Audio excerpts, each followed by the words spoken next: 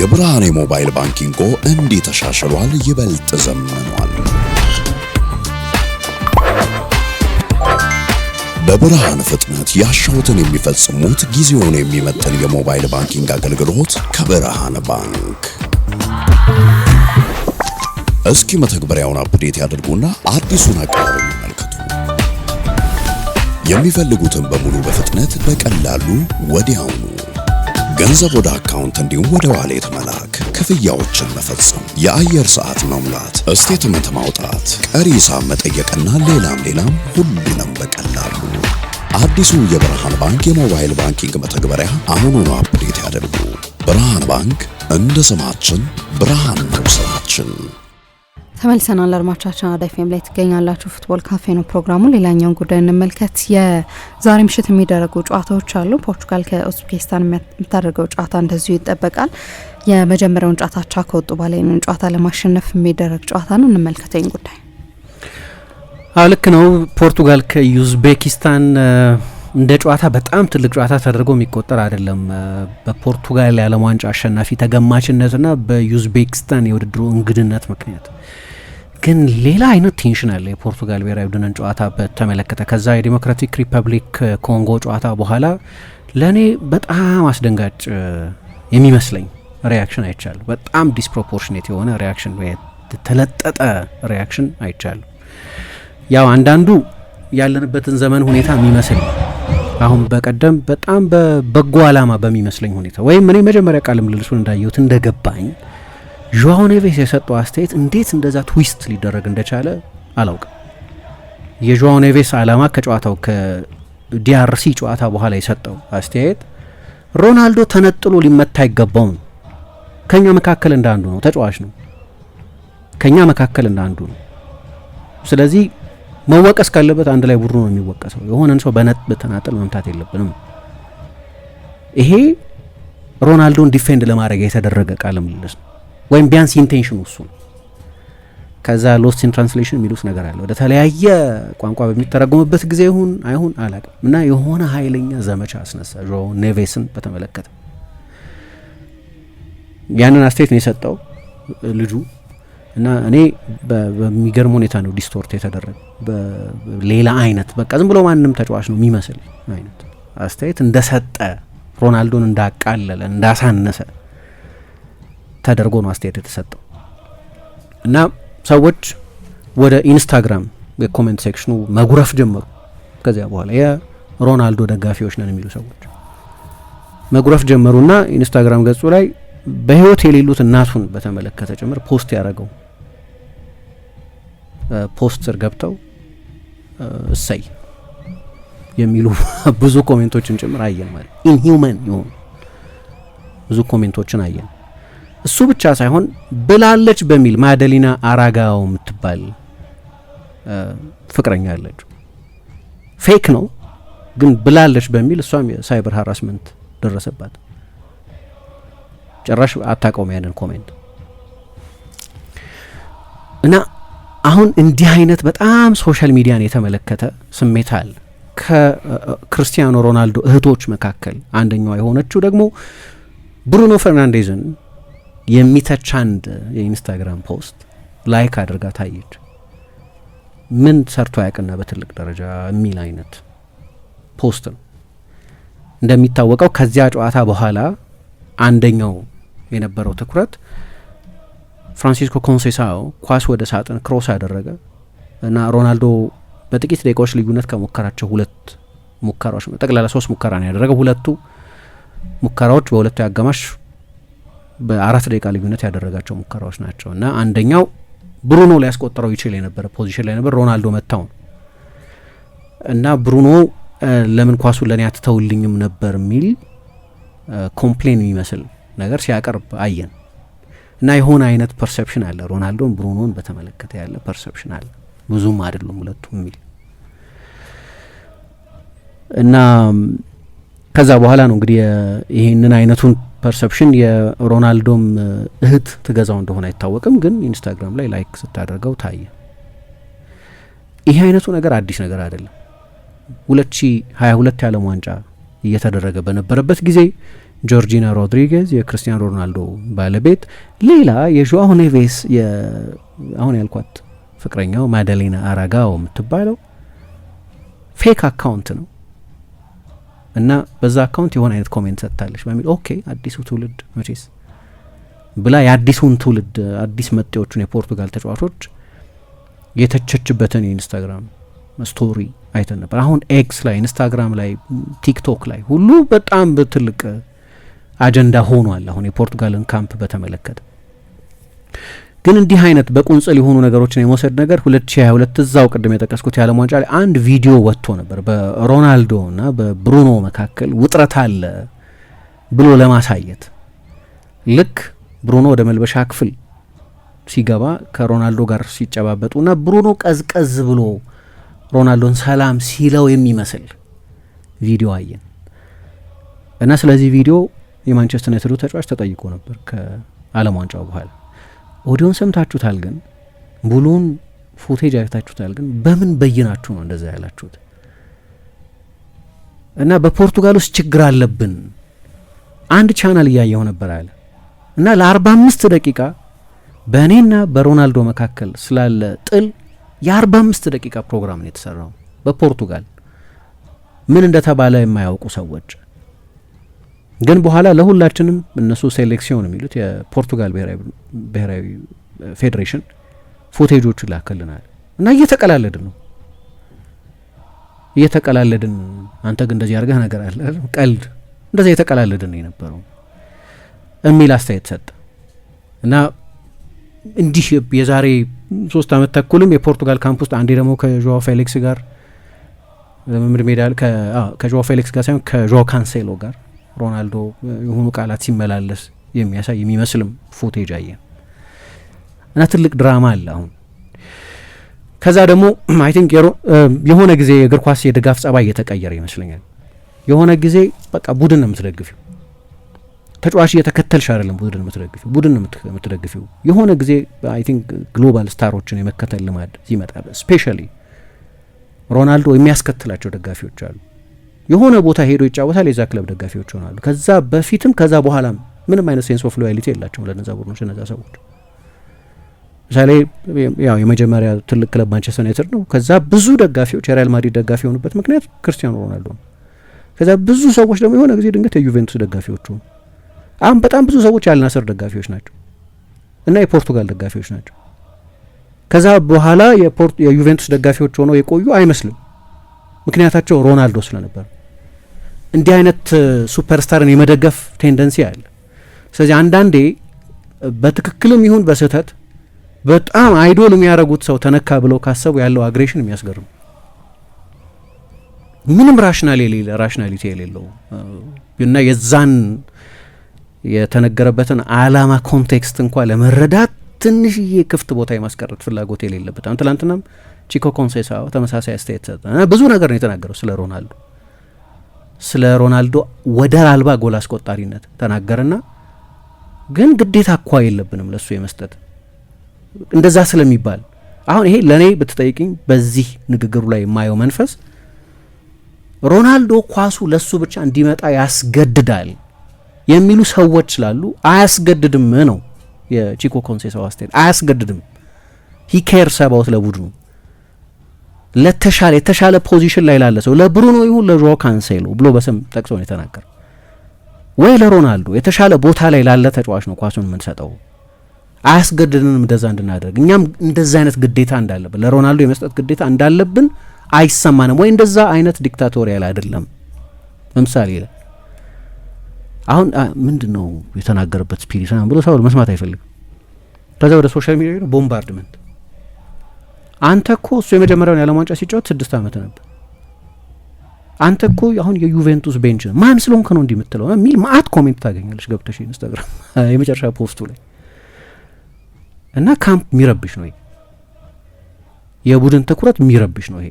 በሀገሩ የሚጻፉ ብዙ በጣም የሚከበሩ ጋዜጠኞች የሚጽፏቸው ዘገባዎች አሉ። እንግዲህ አቦላ፣ ጆጎ፣ ሬኮርድ የሚባሉ ትልልቅ የፖርቱጋል ጋዜጠኞች ክሪቲሳይዝ የሚያደርጉት በጣም ብዙ ሰዎች አሉ። ሮናልዶን በተመለከተ እና ደግሞ ከዚህ በፊትም አንስቼዋለሁ። ብዙ ፖርቱጋላውያን መቼስ ስለ ፖርቱጋል ብሔራዊ ቡድን ከፖርቱጋል በላይ ግድ ይለኛል የሚል ዓለም አቀፍ ደጋፊ ሊኖር አይችልም። ግን ፖርቱጋላውያን ሳይቀሩ ስለ ቡድኑ ሲሉ አንዳንዶቹ ከሮናልዶ ውጭ ቡድኑ ይሻላል ብሎ የሚያምኑ ሰዎች አሉ። እምነት ነው ያስተሳሰብ። አይ ትክክል አይደለም ብሎ ሊከራከር ይችላል አንድ ሰው። የሚያምኑ ሰዎች አሉ። ፖል ተሰብስቧል በእነዚህ ጉዳዮች ላይ የሚያምኑ ጋዜጠኞችም አሉ። የሚያምኑ ፖርቱጋል ውስጥ ያለው እግር ኳስ ሰዎች አሉ እንደዛ ብለው የሚረዱ። አንድ ሉዊስ ማቴዎስ የሚባል ሲኒየር የአቦላ አምደኛ አሁን ክርስቲያኖ ራሱ ችግር ነው ብሎ ጽፏል። በማግስቱ ኦዦጎ ላይ ሆስቴጅ አድርጎታል፣ የፖርቱጋል ብሔራዊ ቡድን አግቶ ይዞታል ብሎ ጽፏል። ኦዦጎ ነው የጻፈው፣ ሰው ሊያገኙ ይችላል ገብቶ። እንደዚህ ብለው የሚያምኑ ሰዎች አሉ። ለምሳሌ አንድ የአስተሳሰብ አይነት ነው ይሄ። ግን የሮናልዶን የመጀመሪያ ጨዋታ ፐርፎርማንስ በተመለከተ ግን እንደው አናሊቲካል በሆነ አይን ካየ ነው ኦኬ ጥሩ ፐርፎርማንስ አለ ለእኔ።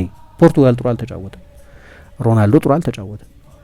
ፖርቱጋል ጥሩ አልተጫወተም ብቻ ሳይሆን ናጋኤል ማካው የሚባል የዴሞክራቲክ ሪፐብሊክ ኮንጎ ተጫዋች ከዚህ የበለጠ አደገኛ ይሆናል ብለን ጠብቀን ነበር ሮናልዶ የሚል አስተያየት ሰጥቷል። ለምሳሌ ከጨዋታው በኋላ እሱ ነው ያለው። ግን ለእኔ ኦኬ አንድ ጌም አይደለም መጀመር ነበረበት ሮናልዶ፣ ያንን ጌም የመጀመር መብትም ነበረው። ለምን ፖርቱጋል በዓለም ዋንጫ ላይ ከፍተኛ ጎል አስቆጣሪ የነበረው ሮናልዶ ነው። ኦኬ ከዛ 2-3 ጨዋታ የዓለም ዋንጫ ላይ ጥሩ አልተጫወተም፣ ሌላ ውሳኔ ልትወስኝ ትችላለች። ያንን ጨዋታ የመጀመር መብት ግን ነበር። ያንን ጨዋታ መጀመሩ ሮናልዶ ስለሆነ የተሰለፈበት ጨዋታ አይደለም። አንድ ማን ይሰለፍ? ሮናልዶ ባይሰለፍ ማን? ለኤልቼ ሲጫወት የነበረው አንድሬስ ሲልቫ አለ፣ ለአመታት የትም በትልቅ ደረጃ ያልጎለበተ ተጫዋች። የፔዤ ቤንች ነው ጎንካሎ ራሞስ ለ3 ሲዝን የፔዤ ቤንች። አሁን ሌላ አይ ግን እሱ ኮንሲደር መደረግ አለበት የሚያስብል 9 የለም። ሁለተኛ ግን ሮናልዶ ራሱ በማጣሪያው ጨዋታ 9 ጎል አስቆጥሯል። ከአመት በፊት የአውሮፓ ዋንጫ ላይሆን ይችላል፣ የዓለም ዋንጫ ላይሆን ይችላል፣ ግን ኮምፒቲሽን ኔሽንስ ሊግ በግማሽ ፍጻሜው በፍጻሜው ላይ ጎል አስቆጥሯል። ማለት ፈረንሳይና ስፔን ላይ ጎል አስቆጥሯል። ሴሚ ፋይናል ላይ ፈረንሳይን ገጥሞ ነው ያሸነፉት። ፋይናል ላይ ስፔንን አሸንፈው ነው የኔሽንስ ሊግ አሸናፊ ሆኑት። የሚሰለፈው በሜሪት ነው። በቅርብ ጊዜ ያለው የፖርቱጋል ብሔራዊ ቡድን ሪከርድ በመጨረሻዎቹ ከመጀመሪያው ጨዋታ ፊት በ30 ጨዋታ 25 ጎሎች አስቆጥሯል በጠቅላላው በዓለም ዋንጫ ማጣሪያም በኔሽንስ ሊግም እንደዚህ። ኦኬ የዓለም ዋንጫ የአውሮፓ ዋንጫ የቅርብ ጊዜ ፐርፎርማንሱ ጥሩ አይደለም፣ 10 ጨዋታ ሆኖታል ጎል ካስቆጠረ። አዎ ግን የሪሰንት የናሽናል ቲም በሳውዲ ሊግ ባስቆጠራቸው 28 የሊግ ጎሎች ብቻ አይደለም የተሰለፈ ያለው።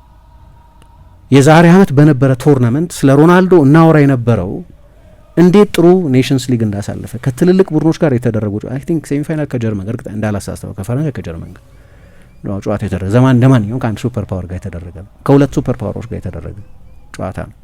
ሶ መሰለፉ ተገቢ ነበር። ግን እንደው ዲክላይን ማድረግን በተመለከተ ሮናልዶ ዲክላይን አድርጓል ከተባለ ኦኬ አዎ ማለት በአንዳንድ 41 አመት እኮ ነው እና ሰው አይደለም ዲክላይን አያደርግም? ያደርጋል አይደለም? ዲክላይን ሻምፒዮኖች ዲክላይን ሲያደርጉ ግን እንዴት ነው የምንቀበለው የሚለው ግን በጣም ወሳኝ ነው። አሁን እኔ ምን ሴትሊንግ ስኩዌር የሚባላል ሴትሊንግ ስኮርስ አሁን በሆነ ምክንያት በቃ ሮናልዶ አይመቸውም የሆነ ሰው እና ዲክላይን ያደረገ ሲመስለው የሚነሳ ብዙ ሰው አለ። አሁን ይሄን ነው ሴትሊንግ ስኮርስ የሚባለው። ምናልባት ለማይወዳቸው ክለቦች ተጫውቶ ስላሳለፈ ሊሆን ይችላል፣ ወይ ይወዷሉ ብሎ ለሚያስበው ተጫዋች ራይቫል ነው ብሎ ስለሚያስብ ሊሆን ይችላል፣ ወይ ስለ ሮናልዶ ባለው የሆነ አይነት ግምት ምክንያት ሮናልዶ ፌል አደረገ ሲባል ሂዝ ኢንታይትልድ አሁን ለዲክላይን ለማድረግ 31 አመቱ ነው 41 አመቱ ቢያረግ ናቹራል ነው ሮናልዶ። እነዚህ አይነቶቹን ተጫዋቾች የተለየ የሚያደርጋቸው እኮ ስንቱ የምናደንቀው ተጫዋች አሁን በዚህ ጊዜ ፍጹም ሌላ ህይወት መስክ ውስጥ ባለበት ጊዜ በዓለም ዋንጫ እየተጫወቱ ያሉ መሆናቸው እዛ ድረስ መቆየታቸውን አስደናቂው ነገር ቢወርድስ ግን አንድ ጌም አይደለም ወይ? ለምሳሌ የአሁኑን የዓለም ዋንጫ በተመለከተ አይደለም ብዙ ክርክሩ ያለው አንድ ጌም አይደለም ወይ? እና በአንድ ጌም ብራዚል መጥፎ አልተጫወተም ወይ? በአንድ ጌም ስፔን መጥፎ አልተጫወተም ወይ? በአንድ ጌም ፖርቱጋል ማነው የፈረንሳይ ብሔራዊ ቡድን መጥፎ የመጀመሪያ አጋማሽ አላሳለፈም ወይ? በአንድ ጌም እንግሊዝ ይጀምር አልተቸገረም ወይ? ኢትስ ዋን ጌም መጨረሻ ላይ ከዛ በጣም ልጥጥ ያለ በቃ ከመጠን ያለፈ ደግሞ ይሆናል አናሊሲሱ እና ምን ይታየኛል መሰለኝ ኦልሞስት ሰለብሬት ማድረግ በቃ ፌል አረገ ብሎ በማሰበው ምክንያት አንድ ሰው አንድ ጌም ነው 8 ጌም ሊጫወት ይችላል የፖርቱጋል ብሔራዊ ቡድን ኦልሞስት ሰለብሬት ማድረግ የሚመስል ነገር አለው እና ስፖርተኞች ይሄ አጋጥሟቸው አይተን እናውቃለን። ችግሩ ግን ምንድነው አሁን አናሊቲካል ሆነሽ ለሮናልዶ ፕሮ ሮናልዶ ወይም አንታይ ሮናልዶ መሆን ሳያስፈልግሽ እንዲሁ ዝም ብሎ የበለጠ እንዴት ልበለው ለትንተናዊ ሀሳብ ክፍት ለሆነ አንድ ሰው ኦኬ የፈለገ የሮናልዶ ፋን ቢሆን አንድ ሰው ለምሳሌ አንድ ሰው እንዲያውም ትሬቨር ኖዋን ሾውን ታየው እንደሆነ አላውቅም የዓለም ዋንጫ ላይ ጓደኞቹን ይሰበስብና ምናምን እኔ በጣም ትልቅ የሮናልዶ ደጋፊ ነኝ አለ አንድ ሰው ለምሳሌ 41 ዓመቱ እንደመሆኑ አሞኬ 20 ደቂቃ ብጫወት አሞኬ 30 ደቂቃ ብጫወት እኔ ማአት ልምድ ያለኝ ነኝ ከፍተኛ ልምድ ያለኝ ነኝ ስለዚህ እኔ ጋይድ ላረጋችሁ ፈልጋለሁ የሚል ያንን አይነት ሮል የሚቀበል ቢሆን ለምሳሌ እኔ እንደ ሮናልዶ ደጋፊ እንደዛ ቢያደርግ ደስ ይለኛል ብሏል። አሁን አስተያየት ነው ይሄ ብሎ ሌላ አይነት አስተያየት እንደ አስተያየትነቱ ነው መቀበል ያለብን። ይሄንን አሁን የሮናልዶ ደጋፊ ነኝ እና እንደ ስቴትስማን አሁን ሁሉንም ጌም የመጀመር ጉዳይ ሳይሆን ኦኬ 41 ዓመቱ እና አሁን ስለዚህ የሆነ ጌም ላይ ዲፈረንሻል ተጫዋች ቢሆን የሆነ ጌም ላይ 30 ደቂቃ ተቀይሮ ገብቶ ቢጫወት የሆነ ጌም ላይ 60ኛው ደቂቃ ላይ ተቀይሮ መውጣትን ቢቀበል ብለው የሚያምኑ ሰዎች አሉ። አሁን ይሄ ከአልቲሜት ሮናልዶ ደጋፊ የተሰጠ አስተያየት ኦብጀክቲቭ አስተያየት ነው፣ እንደዛ ነው የማየው፣ ራሽናል አስተያየት ነው ብዬ ነው የምረዳው። ይሄን ግን አንዳንዱ ደግሞ ሲኒካል ከመሆኑ የተነሳ አሁን ያንን ያለ ዋንጫን ተከትሎ ለሮናልዶ ውጤት ለፖርቱጋል ውጤት እኮ ግድ የለውም ያሰውይ ፖርቱጋል ያለ ዋንጫ እንድታሸንፍ ከመቆርቆር አይደለም አስተያየት የሚሰጠው። በቃ የሆነ አንታይ ሮናልዶ ሴንቲሜንት አለው አንድ ሰው እና ይመጣና ሰለብሬት የማድረግ እና ምንድነው ምን ይሆናል ደግሞ ወደ ምን ይሄዳል? ያንን ሁሉ የድሮ ስኬት እንደገና መልሶ ለመጻፍ መፈለግ የሚመስል አለ። ማይክል ሹማከር ምን ገጥሞት ነበር? ረጅም ጊዜ ፎርሙላ ዋንን ዶሚኔት ያደረገ አሽከርካሪ ነው። ምናልባት በታሪክ ምናልባት ቁጥር 1 እና ለአመታት የሚቀርበው ሰው አልነበረም እሱ በስፖርቱ ላይ በፎርሙላ ዋን ውድድር ላይ በኤፍ1 ውድድር ላይ ኤፍ1 ውድድር ላይ እና በኋላ የሆነ ጊዜ መቼስ ስፖርት ሳይክል አለው። ስፖርተኞች የሆነ ፒክ ዘመን አላቸው። በሆነ ምክንያት በእድሜ ይሁን በፐርፎርማንስ ይሁን በጉዳት ይሁን በሆነ ምክንያት በ28 ዓመታቸው የሚያደርጉትን በ38 ዓመታቸው ለማድረግ ያስቸግራቸው። ለምሳሌ ከዛ ሹማኸር መውረድ ሲጀምር ያንን ሁሉ የበላይነት ሪራይት የማድረግ ፍላጎት ነው። ሜርሲለስ ይሁን ምህረት አልባ የሆኑ ኮሜንቶች መሰጠት ጀምሮ ነበር እሱ በተመለከተ። ተመሳሳይ ነገር ቫለንቲኖ ሮዚ ላይ ያጋጥሟል፣ ሴሬና ዊሊያምስ ላይ ያጋጥሟል፣ ታይገር ውድስ ላይ ያጋጥሟል፣ ሮጀር ፌዴረር ላይ ያጋጥሟል። አሁን ሮናልዶ ላይ የሆነ ያለው አስተያየት ሰዎች እንደዛ ይሆናሉ። እና ሮናልዶ ደግሞ ምን አይነት ብትወጁም ባትወጁም ምን አይነት ካራክተሪስቲክስ ነው ያለው? ለተወዳጅነት ብዙ የሚተጋ ሰው አይደለም። ለላይካቢሊቲ ነገሩን እንዳመነበት ነው የሚያደርገው። እና በዛ ተነስተሽ በቃ ይሄኛው ማይንድ ሴቷ አይመቸኝም ልትይ ትችላለሽ። አንድ ነገር ነው እሱ። ለላይካቢሊቲ ለፒአር ምናምን ብዙ የተጨነቀ ሰው አይመስለኝም። ግን ደግሞ የሆኑ ሰዎችን በተመለከተ የሆኑ ግምቶች አሉ። ለምሳሌ ሜሲን በተመለከተ አይን አፋር ጂኒየስ ነው ብለው ያስባሉ ሰዎች። ትሁት ነው፣ ጭምት ነው እንደዚህ ይባላል። ከዛ ግን ሜሲን በተመለከተ እኔም ምናልባት እዚህ ትራፕ ውስጥ አለሁበት ትክክለኛውን ነገር ሌሎች ሰዎች ሌሎች አይነት እምነቶች ሊኖራቸው ይችላሉ። ግን በቃ ጊፍትድ ነው እሱ ይባላል። ሮናልዶ ሁሌ ስለ ስራ ሲናገር ነው ያለና ሮናልዶን አደንቃለሁ የሚል በጣም ብዙ ሰው ምናልባት ከ10-9 ሰው በጠንካራ ሰራተኝነቱ ነው ማደንቀው የሚል ሰው ታገኛለች። ዴዲኬሽኑ ጠንካራ ሰራተኝነቱ እንደዚህ ነው ይባላል። ሰው ምን ይሆናል መሰለሽ? ለምሳሌ አየርተን ሴና ከሹማኸር የሚለየው ሚስቲካል ድራይቨር ነው። በቃ የሆነ ልዕለ ተፈጥሮ የሆነ ክህሎት የተሰጠው ወሳኙ ቃል እሷ ነች። የተሰጠው የሚመስል ሰው አለ እና ሴና በዛ ምክንያት በቃ ይሄ ጊፍትድ ነው በሚል በልዩ አይን ይታየ ነበረ። የኤፍ1 ተወዳዳሪ ነበር። በተመሳሳይ ጊዜ ፕሮስት የሚባል አንድ ሌላ ተወዳዳሪ ነበር። እሱ ደግሞ ምንድነው ከመሪው ጀርባ ያለ አካውንታንት ነው፣ በስሌት ነው ያን ነገር ሁሉ የሚያደርገው የሚል ግምት አይ ቲንክ ከአየርተን ሴና በላይ ፕሮስት ብዙ የፎርሙላ 1 ታይትሎች 4 ግራንድ ስላሞች አሸንፏል። ከዛዎች ፕሮስትን አይወዱትም አንዳንድ ሰዎች፣ ሴናን ነው የሚወዱት፣ አየርተን ሴናን ነው የሚወዱት። በቴኒስም በቅርብ ጊዜ ያየናቸው 2 ትልልቅ ሌጀንዶች ነበሩ። ፌዴረር ምንድነው ልክ ስለ ሜሲ እንደሚባለው አይነት ጊፍትድ ነው፣ ናቹራል ኤሌጋንስ አለው እንደዚህ ይላሉ፣ ተሰጥኦ አለው ይላሉ። ናዳልን ደግሞ ይሄ ሰፈሬ ማድረግ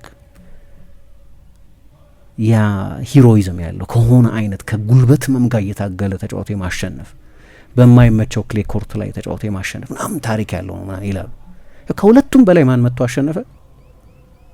ኖቫክ ጆኮቪች። ኖቫክ ጆኮቪችን ግን ብዙ ሳይወደውም እና የሁለቱን የበላይነት አንኳኩቶ ሊገባ እንደሚሞክር የውጭ ሰው ተደርጎ ሲቆጠር ነው የኖረው። ከነሱ በላይ አሸንፎ ነው ዋንጫ የጨረሰው። ብዙ ግራንድ ስላሞች በማሸነፍ ነው የበለጠ ኢን ሂስትሪ ቡክስ ብዙ ዋንጫ ትልልቅ ድሎች ያገኘው እሱ ነው። ግን ጆኮቪች ምንድነው ከሶስቱ በአነስተኛ ሁኔታ የሚወደደው ይባላል። አነስ ያለ ፍቅር ለሆኑ ሰዎች ለፌዴረር፣ ለሜሲ፣ ለአየርተን ሴና አይነት ሰዎች ልክ ከገነት የመጣ የሚመስል የሆነ እንደ መና የተሰጠ ነገር ስለሚመስል በቃ ለነሱ ሶፍት ስፖት አለ። ለሮናልዶ፣ ጆኮቪች፣ ፕሮስት አይነት ሰዎች ደግሞ የሆነ አይነት ደግሞ በቂ ምንድነው ክብር አለመስጠት የሚመስል ነገር ደግሞ ታያለች። ነገሩ አንድ የሆነ ጨዋታ ላይ ጥሩ አለመጫወት ብቻ አይመስልም። አንድ ጥሩ ጨዋታ ላይ ብቻ ጥሩ አለመጫወት አይመስልም። ግን ለምሳሌ እንዳልኩት አናላይዝ ሊደረግ ለምሳሌ ለእኔ የበቀደሙ ጨዋታ ላይ ሙቭመንቱ ትክክል አልነበረም የሮናልዶ። አሁን ያው የእግር ኳስ ኤክስፐርት አይደለም፣ ግን በጣም ኢንትረስቲንግ ቴክ እየሰማው ነበር ቅድም ካልኩት ከትሬቨር ነው። ምን አለ ለምሳሌ ሜዳ ውስጥ ትልቁ ግራቪቴሽናል ተጫዋች እሱ ነው ለፖርቱጋል። የተጋጣሚ ቡድን ተከላካዮች ትኩረት የሚያደርጉበት ተጫዋች እሱ ነው እና ወደ ፈለገው ቦታ ሙቭ ማድረግ ይችላል። እነዛን ተጫዋቾች የኮንጎን ተከላካዮች ለምሳሌ 2 ወይ 3 ሆኖ ማርክ ያደርጉታል አይደል? ወደ ፈለገው ቦታ መውሰድ ይችላል። እና ለምሳሌ አንዳንድ 9 ቁጥሮች የምር አሁን ሮናልዶ 9 ቁጥር ነኝ ብሎ ለምሳሌ እንዴት ነው እንደ ሩድ ቫን ኒስተልሮይ አይነት ተጫዋች ነኝ ብሎ የሚቀበል አይመስለኝም በአእምሮ። በ28 ዓመቱ በ27 ዓመቱ በ26 ዓመቱ የሚያደርገው ነገር አያደርግም። ኦፍ ኮርስ ግን በጨዋታው ላይ መሳተፍ ይፈልጋል፣ ኢንቮልቭ ማድረግ ይፈልጋል። እና እንደ ማይንድ ሴት ብዙ ጎል ቢያስቆጥርም የበለጠ ሳጥን ተጫዋች ቢሆንም በጣም ኢንስቲንክቲቭ ሩጫዎች የሚያደርጉ 9ኞች አይደለም። እንደዛ አይነት ተጫዋች አይደለም ሲጀመረው፣ እንደዚህ አይነት ተጫዋች አልነበረም። ያቺን ማይንድ ሴት ማወቅ ፈልጋለሁ። እንዴት ነው ራሱን አናላይዝ የሚያደርገው? 9 ነኝ ብሎ ነው የሚያምነው ወይስ እንዴት ነው? ምን አይነት ተጫዋች ነኝ ብሎ ነው የሚረዳው የሚለውን አላቅም። ግን አሁን የ9 ቁጥር ተጫዋቾች ኢንስቲንክቲቭ የሆኑ የጎንዮሽ ሩጫዎች አሏቸው። ለምሳሌ ልክ እንደ ሮናልዶ አይነት መስህብ ሲኖርሽ፣ ግራቪቴሽናል ፎርስ ሲኖርሽ፣ ለምሳሌ ጎል ላይ ያስቆጠር ይችላል ወይ ጎል ለማስቆጠር የሚሆን ሙቭመንት ላይ ሆን ይችላል። ያ ሙቭመንት ግን ለምሳሌ ዝም ብሎ ወደ ጎን ቢሮጥ የአግድሞሽ ሩጫ ቢያደርግ አንዳንድ ጊዜ ቤንዜማ እንደሚያደርገው አይነት ቤንዜማ ጎሉ እንደሚያስቆጥር ያውቀዋል። ያንን ግን ሪያል ማድሪድ ጎል ያስቆጥራል ለዛ ካደረገ፣ ወይም የሪያል ማድሪድ የሆነ ተጫዋች ስፔስ ያገኛል ማለት ነው። ሮናልዶ 2 ወይ 3 ሰው ይዞ ይሄዳል ማለት ነው። ያ ማለት ለብሩኖ ለምሳሌ እዛ አካባቢ በጣም አደገኛ መሆን ለሚችል ተጫዋች፣ ለቪቺኛ ወይ ለአንዱ የክንፍ ተጫዋች፣ ለሁለቱ የክንፍ ተጫዋች፣ ለሆነ ተጫዋች ስፔስ ይፈጥራል ማለት ነው። ወደ ፈለገው ቦታ ሊወስዳቸው ይችላል የተጋጣሚ ቡድን ተከላካዮች። ሮናልዶ በመሆኑ ምክንያትም ብቻ ነው በታሪክ ብዙ ጎል ያስቆጠረው ተጫዋች በመሆኑ ብቻ አትራክሽኑ በጣም ከፍተኛ ነው። ስለዚህ ድራግ ያደርጋቸዋል እነዛን ተጫዋቾች። ያ ማለት ጎል ለማስቆጠር አደገኛ በሆነ የሜዳው ስፍራ ላይ ክፍት ቦታ ይፈጠራል ማለት ነው። ያንን ሙቭመንት ሲያደርግ ክሮስ ወደ እኔ ይመጣል ብሎ አይደለም፣ ኳስ ወደ እኔ ይመጣል ብሎ አይደለም፣ ግን ቡድኑ ጎል የሚያስቆጥርበትን ሙቭመንት መጨመር ይችላል። ለምሳሌ እንዲህ አይነት አስተያየት መስጠት ይቻል ይሆናል። አሁን ኢንትረስቲንግ ምሳሌ ነው፣ ጥሩ አስተያየት ነው እላለሁ አናሊቲካል በመሆኑ ምክንያቱ። ግን ሰለብሬት ማድረግ የሚመስል ነገር ጥሩ አልተጫወተም አሁን ያለውን ባንድ ዋገን አለ አይደል፣ በጣም ኃይለኛ ጽንፍ ያለበት ሰለብሬት ማድረግ የሚመስል ሮናልዶ በጠቅላላ ተደምሮ ከ1 ቢሊዮን በላይ የኢንስታግራም የሶሻል ሚዲያ የሶሻል ኔትወርኮች በጠቅላላ ተከታይ ያለው እና ዳሎ ያለው በሮናልዶ ምክንያት ብዙ ርዕስ እንደሚኖር አውቀን ስለነበር በጥሩም በመጥፎም ተዘጋጅተንበት ነበር ብሏል። ቡድኑ አልተረበሸም ነው የሱ አስተያየት። ሩበን ዲያስም ተመሳሳይ አስተያየት ሰጥቷል። ግን በጣም ብዙ ጽንፍ የረገጡ የሚመስሉ ነገሮች አሉ እና በዚህ ስሜት ውስጥ ሆኖ ነው ይህንን ጨዋታ የሚያደርጉት። ኖርማሊ ፖርቱጋል ከዩዝቤኪስታን ስታንዳርድ የምድብ ጨዋታ ፖርቱጋል እንዲያሸንፍ የምጠብቂው ጨዋታ ነው። ግን ከጨዋታው በፊት ይሄ ሰሞኑን የተፈጠረው ነገር እኔ ጨዋታው ካለቀ በኋላ ይህንን ያህል የተለየ ትኩረት ያገኛል የሚል ግምት አልነበረኝም። ግን በጣም የተለየ ትኩረት ስቦ ነው ቀናትን የቆየ ነው። ስለዚህ በዚህ ደመና ስር ሆኖ የሚያደርጉት ጨዋታ ነው።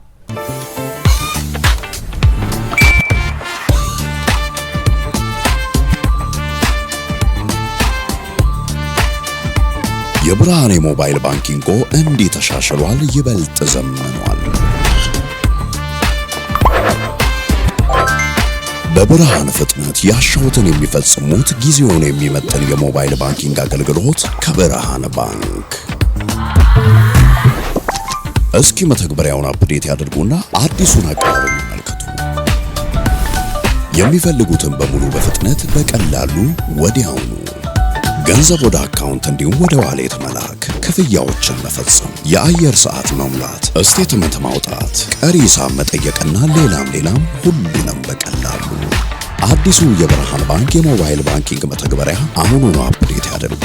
ብርሃን ባንክ እንደ ስማችን ብርሃን ነው ስራችን።